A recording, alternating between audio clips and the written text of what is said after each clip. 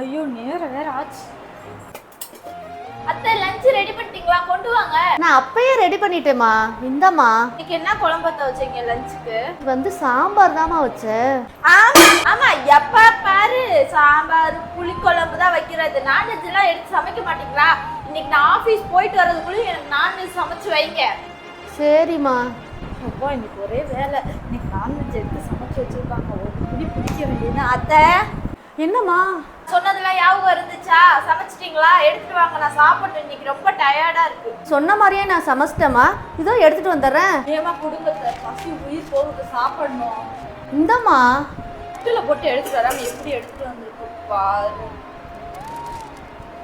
என்னடா இது? Chicken gravy mutton குழம்பா? என்னத்த இது? நீ கேட்டதாண்டி அது. மட்டன் குழம்பும் சிக்கன் கிரேவியும் கேட்டேல. இவ்வளவுதான் எனக்கு எழுத தெரியும், அதான் எழுதி கொண்டு வந்திருக்கிறேன். நான் எடுத்து சமைச்சு வைக்க சொன்னேன், இப்ப எழுதியா வைக்க சொன்னேன். என் பிள்ளை என்னைய ஊர்ல இருந்து கூப்பிட்டு வந்தப்ப என்ன சொன்ன? ஏண்டா உங்க ஆத்தாக்காரியை கூப்பிட்டு வந்திருக்க, தின்னே என் சொத்தை அழிச்சு போடுவான்னு சொன்னேல, அது வாசிதான். காசு அழிக்காம இந்த மாதிரி ஐடியா பண்ணு. சாப்பிட்டுக்கோ.